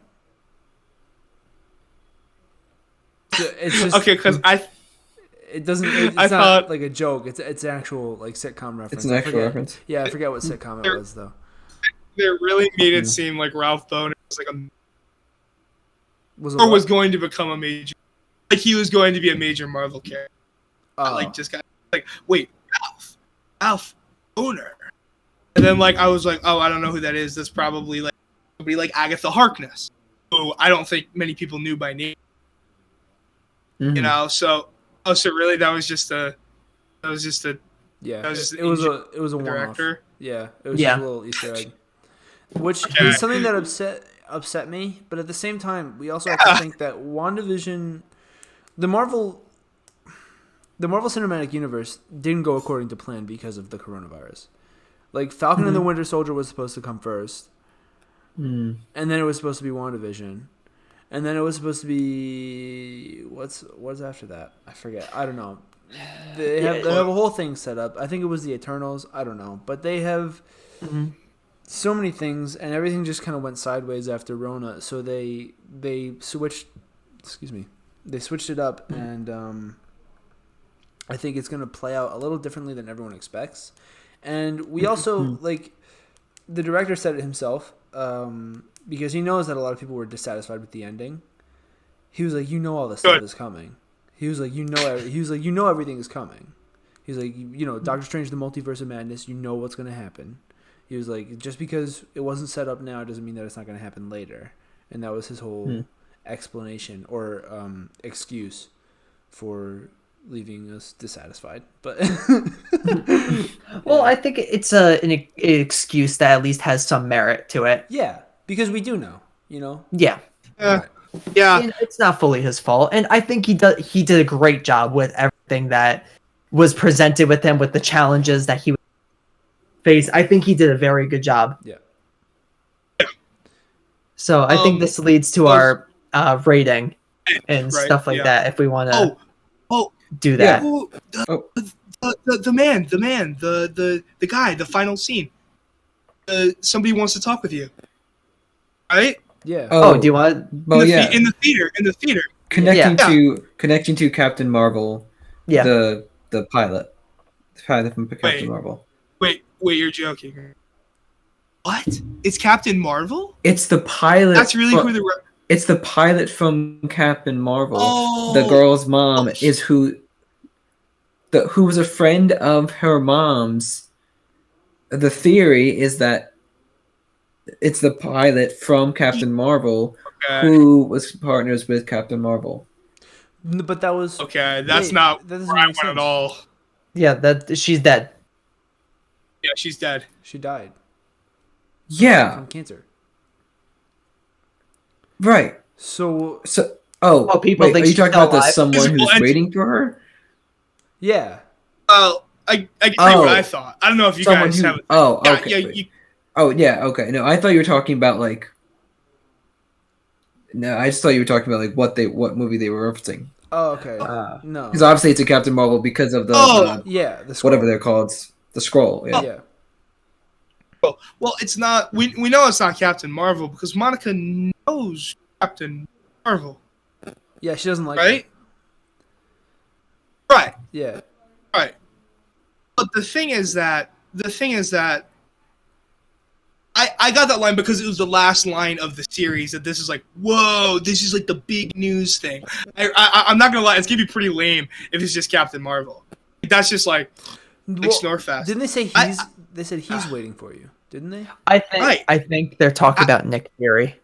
If I'm. That would make sense. Because I maybe it's because it's long overdue and everyone's waiting for it. Adam Warlock. That's what I was gonna say. That. Yeah. That's a good theory. It's Adam Warlock, right? Like maybe it could be Nick Fury. You're totally right. Wait, who is Adam Warlock? Like an anti-hero. We could get it. It's there's a lot. There's a lot too. That's a Guardians of the Galaxy kind of. Yeah.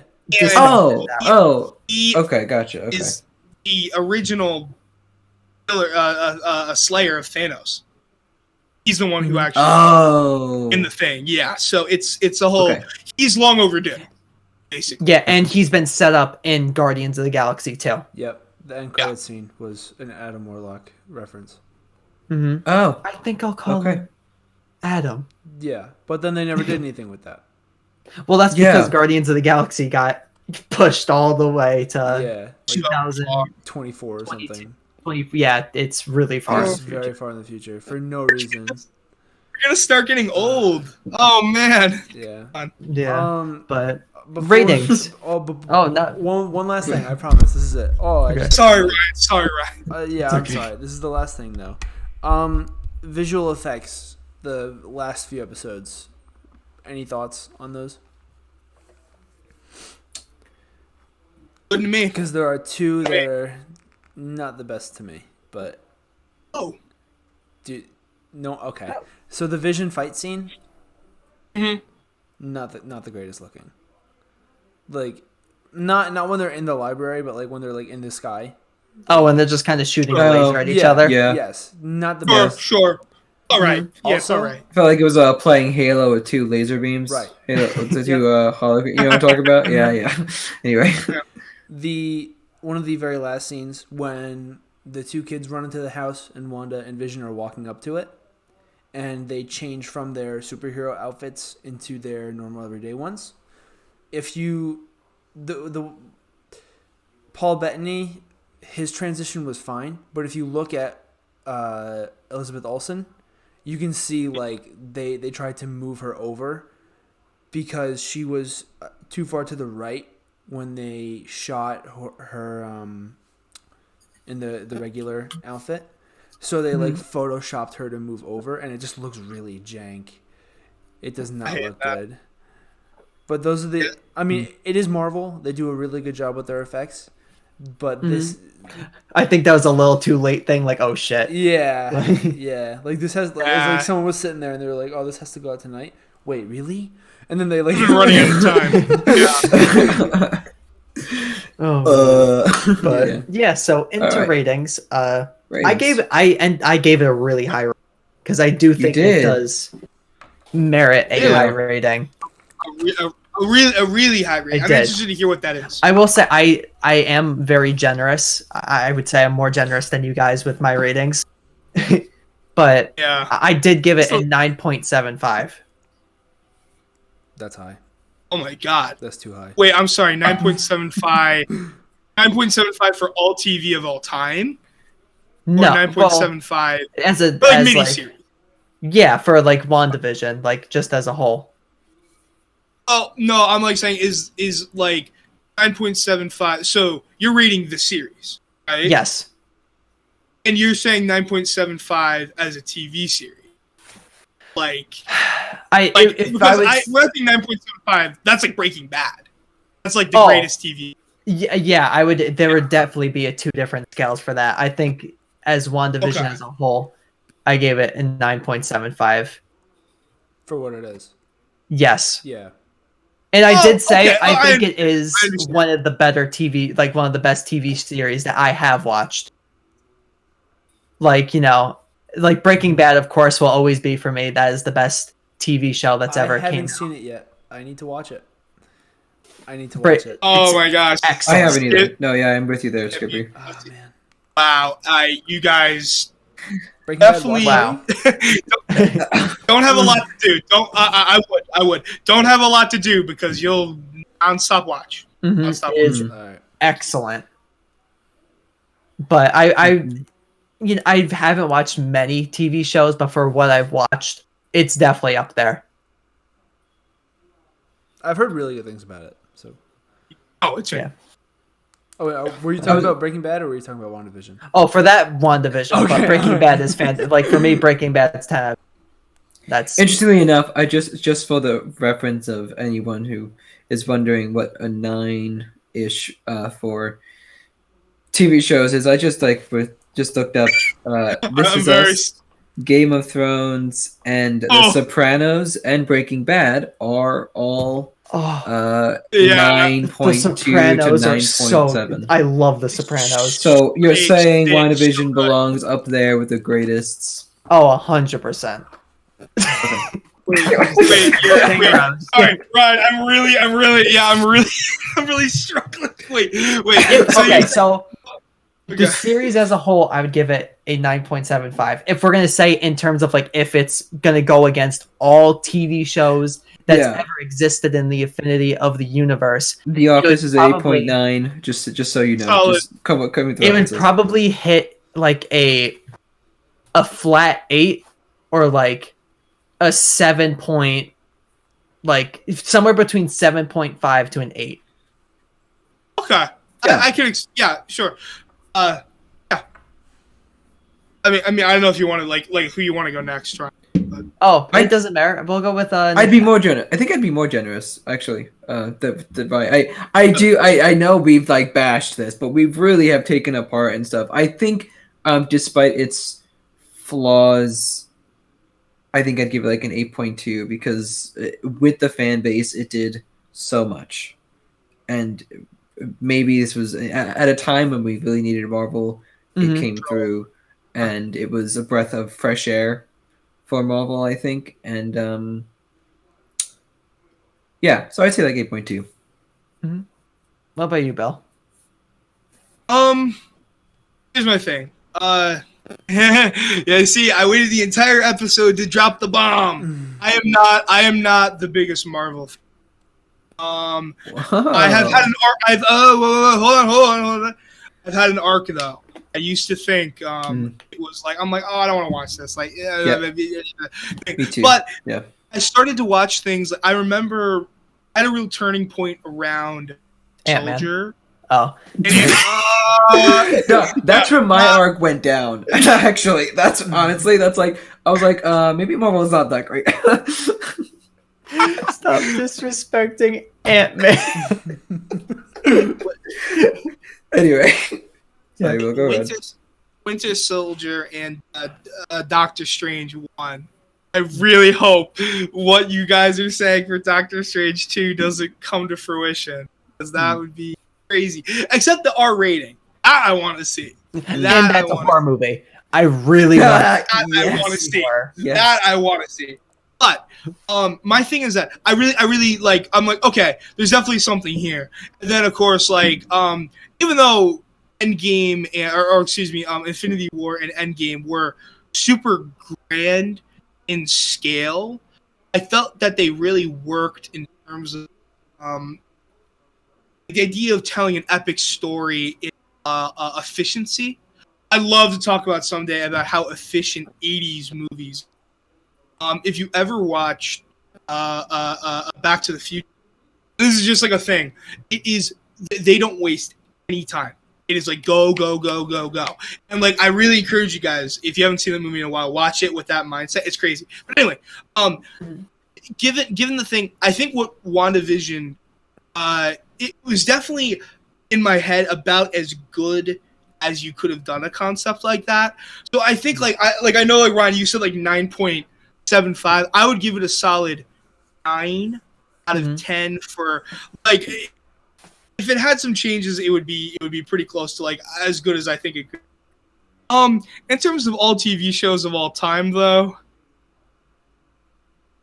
gotta pull out the scalpel here, take some points away. of course. I mean, I would give it a solid 7. Like, I'm like talking about like if I'm stuck on a desert island, like I'm gonna watch Breaking Bad, I'm gonna watch Lost, I'm gonna watch The Sopranos, I'm gonna watch Boardwalk Empire. Like sorry, like the list is exhaustive. Yeah, I'm gonna watch like, the In-Betweeners before WandaVision. Not the US version, definitely the UK. Yeah, I was about to say like even the greatest sitcoms of all time, like like Office, Seinfeld, Friends. You know, not the biggest Friends fan, but I featured a lot of adversity in college, not being a Friends fan. I actually I'm a closeted Friends hater. I'm not a Friends fan. How I Met You. What about? Okay, hold on. How I Met Your Mother. How I Met Your Mother is definitely better than Friends. I agree. All right, that's all you have to say. I agree. That's all you have to say. Then we're good. I think we're good. We're good. We're good there. Yeah, I can't wait. Yeah, horror elements of Friends or How I Met Your Podcast. That'd be crazy. Yeah. So I stand with my thing of 9 as what it could have been total, and 7 in terms of TV. I love its commitment to period. I'm talking a lot. Over to you, Skip. Okay. Man. I love it. I really do. It's very different than what Marvel's put out before. We all know that. But at the same time, towards the end, it gets very similar to what Marvel's put out before. So I'm kind of like in this in between where I love it, but I also wish that it had done more. Because it did leave me dissatisfied, and I wasn't the happiest about some of the choices that they made. In terms of both like writing and I mean that's really just writing and the story. But for what it is, I give it a solid 8. You know, I think that's pretty fair because it did do a lot. There were some, like the technical stuff, the CGI at the end, or the green screen or whatever it was when they like dragged Olsen's body like a little to the left. That was really corny. And the Vision fight scene just didn't really like it. Like why? Like just why? They're just shooting their head lasers. It's just weird. It's a weird scene. I don't know. So some of that stuff just kind of missed for me. So yeah, definitely solid 8 for what it is. But in terms of all-time television, I don't know. I'd probably give it like a 5. Like just like it's okay. Whoa! Yeah. A 5. The hammer. I was being critical. Wow. Because at the end of the day, like it's taking things from other shows. So great point. Oh, yeah. Great point. So it's not like its own thing. Like there are other shows. It can't be standalone. Right. It's not. Yes. That's why. It relies on culture that has come. Yeah. Which is a strength. Kind of, but it's also a huge weakness. Yeah. Right, because we find out the whole 50s thing is with Dick Van Dyke, or Van Dyke. What's the show? Dick Van Dyke Show. Yeah. And then the 60s is Bewitched. 70s is the Brady Bunch. Bewitched! Oh! Yeah. I was trying to figure that out. Okay, yeah. Okay. I thought 80s was Full House, but it's the Michael J. Fox. Family Ties? It's Family Ties. Right? Family Ties? Oh, I thought it was Full Family House Ties. too. I thought it was Full House too. Because the opening I scene feel was like, very Full House-ish. Yeah, the 80s. Oh, and also is Full House, Olsen. I mean, she's the young. Do you guys know that she's the sister of Mary-Kate and the Olsen twins? Yeah. Okay. Yeah. She's way better actress. Oh, yeah. Oh, yeah. I was yeah. gonna say it. Oh, yeah. I was gonna come out and say it. Yeah. Yeah. So to end this podcast with a little bit of a horror thing, I would like to say the jump scare that happened in episode 8 when she's watching the Dick Van Dyke Show, and then just boom, explosion. The bomb. That was crazy. Yeah. That was jump scare. Episode 8 was the darkest episode. That was Definitely. Sorry. That was hard to watch. It was so funny for me because like she looks out the window and it's just like there's like extreme civil unrest going on, and they're like, all right, yeah, just like pull it back, like set up the TV. I mean, maybe that is reality of life for some people, and like that is sad. Like I don't want to like jolly think about it, but it was just like, yeah, like it was civil unrest that was so bad it's literally a war zone. There's literally warheads. Yeah, there you go. Mm-hmm. But that's what also makes it heartbreaking because like there are these two little kids, like they're both 11, I think. And the parents are like they're trying so hard to just like get their kids out of the whole mindset of they're in a war zone. They're currently in a war zone. Yep. So it's very hard to do that, and I think that the whole relying on sitcoms and American television is funny. Like that's the comedic aspect of it, and I see what you mean, Bill, by like it's kind of like, oh, let's just turn around, put on our American or start speaking English, and let's watch some Dick Van Dyke, like that. I get it. I get how that could be a little corny, but yeah. But at the same time, I appreciate and respect what they were going for, and the bomb scene, the jump scare. I was not I knew something was gonna happen, but I was not expecting that. I was not expecting it that soon because the last thing you see is like Wanda, and she's just elated. She's like so happy, and then the whole entire house just like gets crumbled in. Mm-hmm. Crumpled. Yeah, sorry, crumpled. Yeah. An interesting thing about that is when Agnes talks to her about how like she stopped the bomb though without realizing. Yeah, right. It's a purposeful. Yeah. Cool moment. Yeah. Cool moment. Yeah. And of course, we didn't mention a lot of different things that happened within the show, like Wanda leaving the bubble at one point, the hex at one point, and kind of like, listen, I'm gonna mess y'all up if you even try to pull on those stunts again. I will slap you. She pulled out some real mommy vibes at that moment. Yes. I think when she first comes into contact with the mind stone, yes, right? Oh, the mommy vibes. Sorry, that just hit me. Don't touch my children ever again. Our biggest thing, like in my house, is that like Hydra is so obviously like, so obviously like supposed to be like Hydra, like the Hydra is like it's Nazis, right? Oh, you know? yes. Yeah. Very obviously Nazis. And yeah. and then it's so bad because they're doing the experiments on her. It's like yes, the Hydra agents that are working in it's just such a thing. But I mean, you see that so often in all types of media because there has been no greater evil, So it's always a callback. We saw it in the first Captain America movie. But it's true. Yeah, they're literally yeah. What do you mean the war isn't with Hitler? What is this World War II movie without Hitler? Yeah. It's they said, wait a second, we got a worse film. His name is Red Skull. He has no nose, and he is red. Yep. And his whole arc is that he's Red Skull. Yeah, he literally. Oh, that movie's so boring. Yeah. Oh, guys, he's defending the Soul Stone. I'm sure glad it gets explained. It's so I hated that. Yeah, they just tried to give his character more purpose. True. It was one of those moments where it was literally we were saying before the podcast with Leo DiCaprio in Once Upon a Time in Hollywood, where Red Skull appears and we're like, dude. It was one of those moments.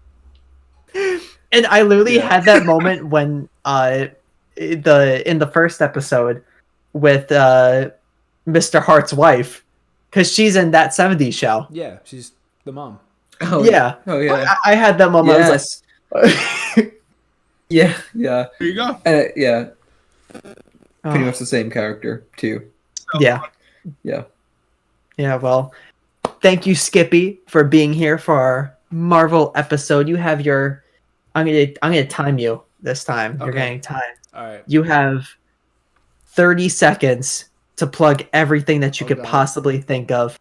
Okay. 3, 2, 1, go. YouTube is Skippy Midnight, one word. Twitter is Skippy Sucks, SK1PPYSUCKS. Instagram is Skippy Midnight. Master Skippy. SoundCloud is just Skippy, and I'm pretty sure that's it. So yeah. That was good. It was 18 seconds. I was able to pause at 19, so it was 18 seconds. Gang. All right. Nice. That was good. That's awesome. Yeah. I plugged a lot more. You got game. Yeah. I wanted to keep you on your toes a little bit, and all right. No problem. And of course. Yes. Don't talk to strangers. I was. Oh shit! I was gonna say. I thought I disconnected. I was so quiet. Oh shoot! I messed up my line. Do you want me to start? Oh shit! Should we go back? Should we go back? Start from the top. Guys, why did Ryan act so strangely? Why is Ryan acting so weird? It's all Ryan. It's all Ryan, guys. It's all Ryan. This podcast, everything. We're trapped.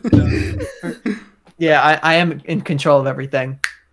The credits start rolling. I thought Bill was gonna disconnect. And then Bill just yeah. Your wish is my command. Okay. Yeah, but I was gonna say. Oh no. Okay. No, Skippy, you go. Skippy, you go. I'm sorry. I'm gonna say that if this is your first time at the Flash Forward Reviews channel, hit that hit that subscribe. Make sure that you go hit the follow button. Yeah, hit the follow button. Go to Apple Podcasts, Anchor, Spotify, everything. Find us on that. Shout out from the Three Strangers podcast to the YouTube channel, man. Yeah. So let's go. Go subscribe if you haven't already, because it's a really beta thing to do. Is not subscribe. So that is so true. Be alpha. Mm-hmm. Be alpha. Be alpha, not beta. Great.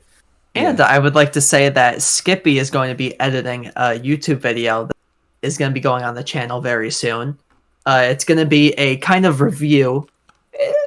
Not really a making fun of, but I'm excited. It's going to be the movie Phenomena, which was directed by Dario Argento. Oh, classic. Oh, yeah. Love and Dar. yeah, it Honestly, if there's like one person we could ever get on the podcast that I would like absolutely love to, our boy Dario Argento. You know, he's 80, definitely not there fully anymore, but